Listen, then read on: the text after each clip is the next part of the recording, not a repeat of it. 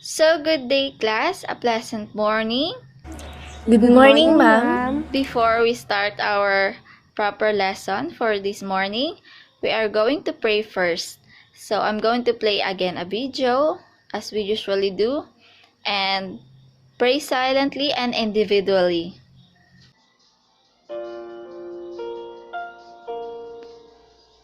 Please bow your heads and let us pray. Dear Jesus, please show me how to spend this day sharing your love in every way. Help me to be kind to everyone, to play and laugh and have lots of fun, shining your light and giving your grace, sharing your joy with a smile on my face. Angel of God, my guardian dear, to whom God's love commits me here. Ever this day be at my side, to light and guard, to rule and guide. Amen.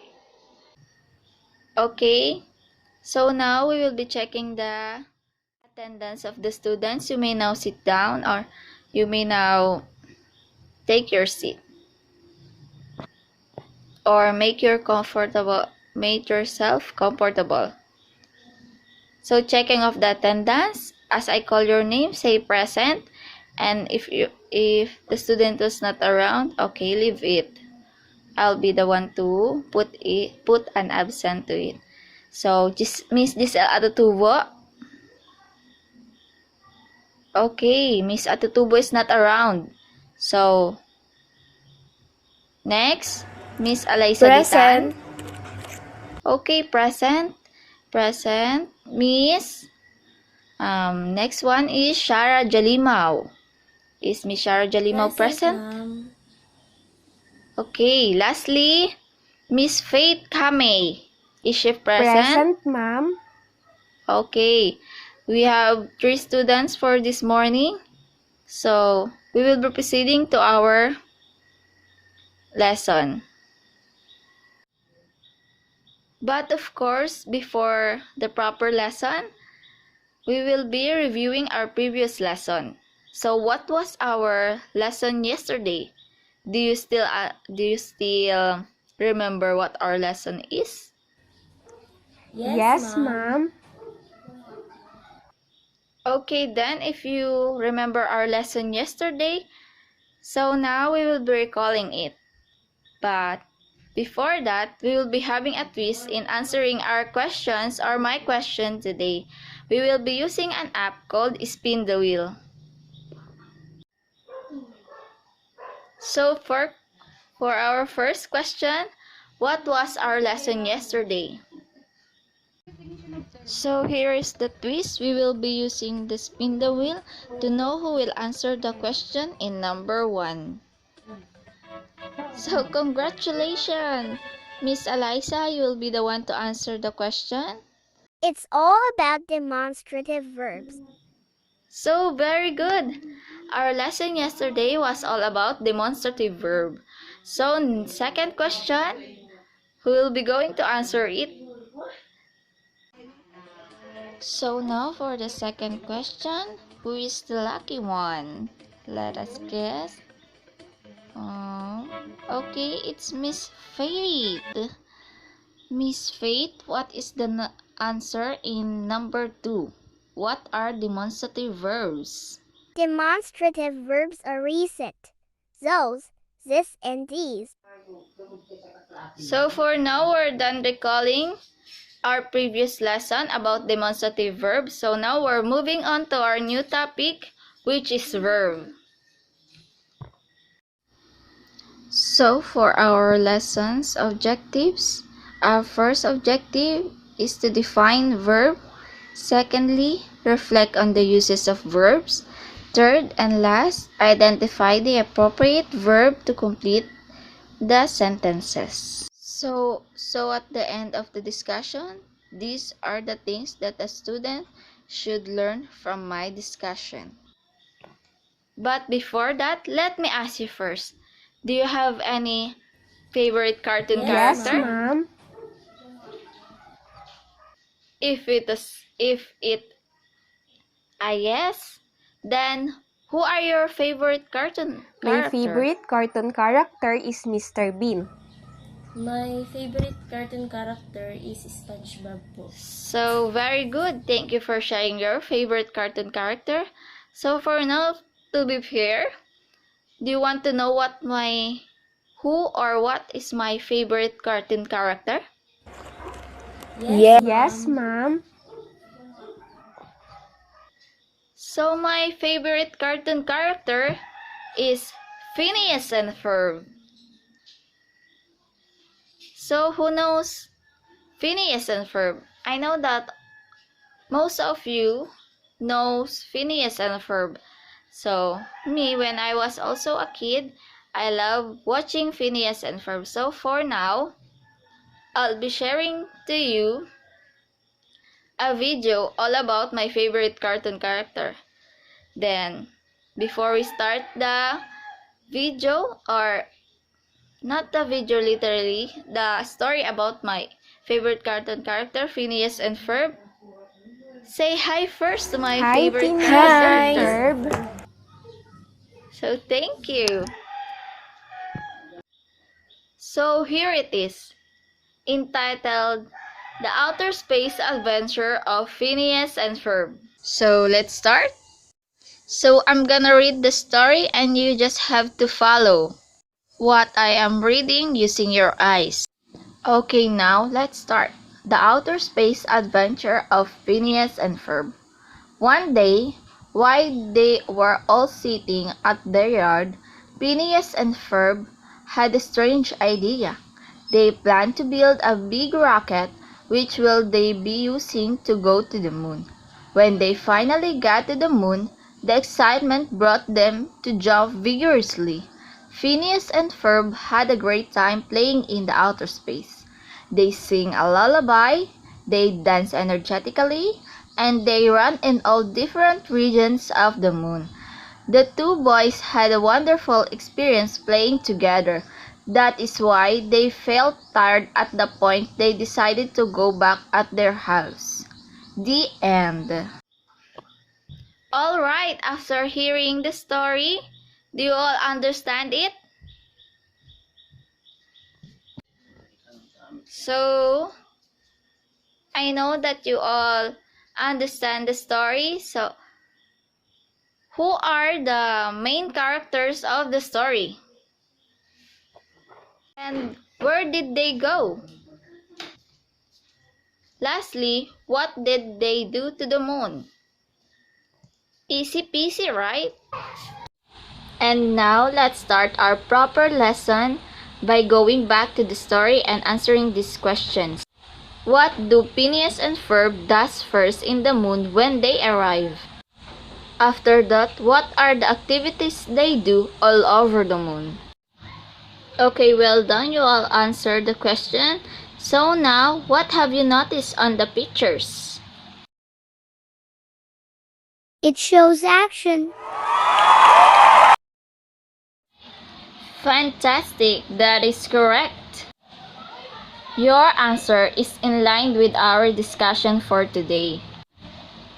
Words that show action. So for you, what are the words that show action? The word that show actions is an action words. And action words are called verbs. Very good and excellent. I know that you all now understand what is verb because verb is just a very simple word. Then, for now, let's proceed to our activities that will enhance your learning in verbs. So, class, in this activity, you will perform 2 to 3 action words without saying what it is. So, in here, we only need one volunteer, or if you want to volunteer to perform this activity, then who wants to volunteer? Okay, Miss Shara, very good. +5 to your recitation. Take note of that.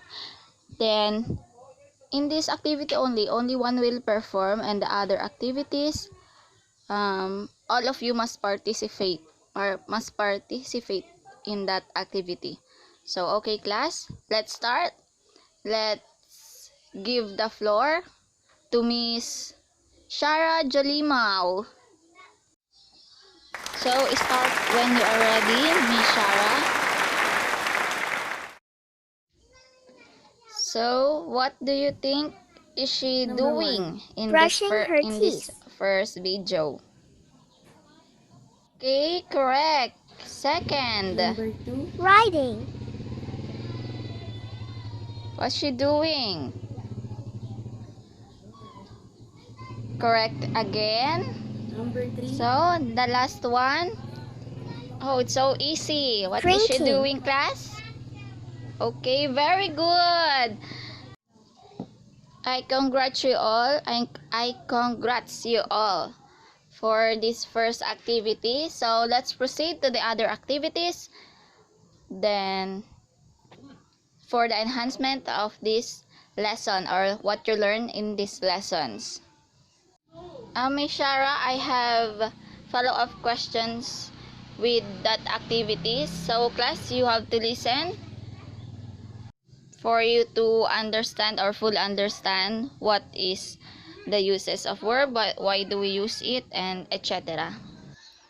Okay, Miss Shara, how did you came up with that strategy? My strategy in the activity is that I show the action in a way that my classmates will easily understand para po mas madali po nilang mahulaan yung yung action word or verb na pinapakita.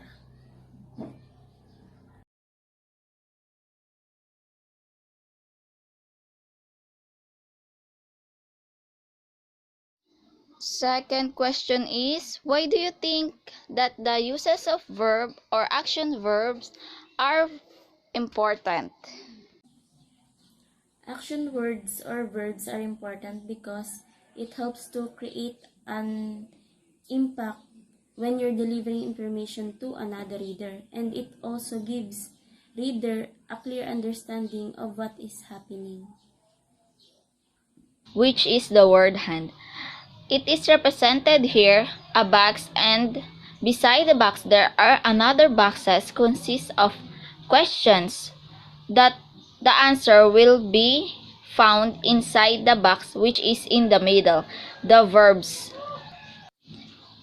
In order to find the verbs that are being described in each number, we have to know or determine the clue in each numbers.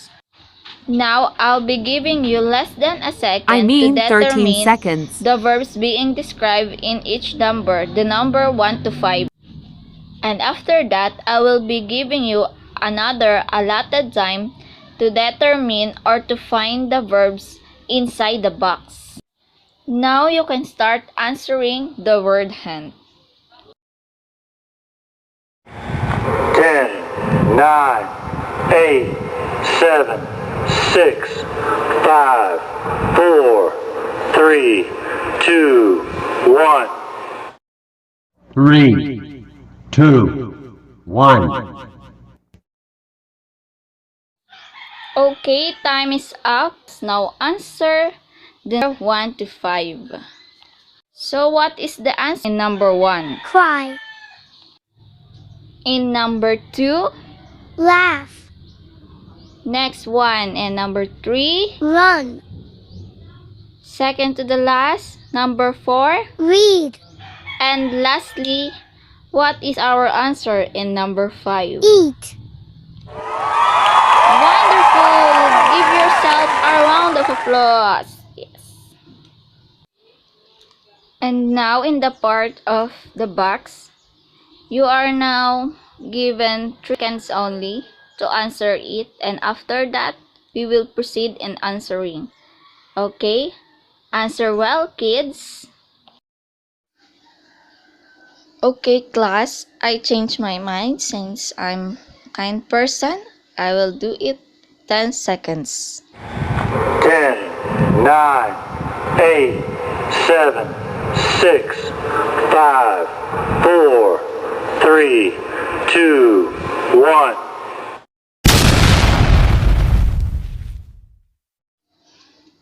Time is up, so let's start answering the question or the word hunt.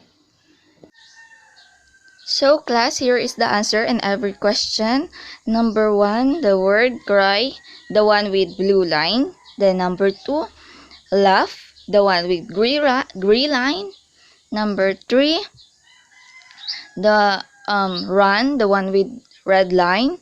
Number 2, read, the one with yellow line. And lastly, number 5, the word eat, the one with violet line. So, who got all the answers? Or maybe 4, 5, or 3?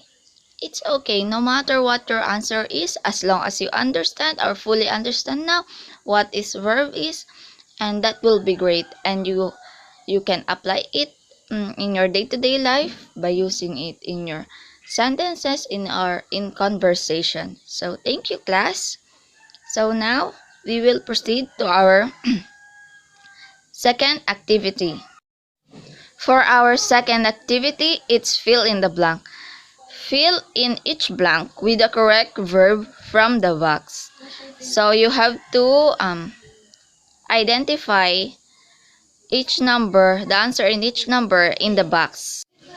Take time to answer. I will be giving you again 10 seconds, and I know that will be enough for this 1 to 5 question. So answer well again, kids.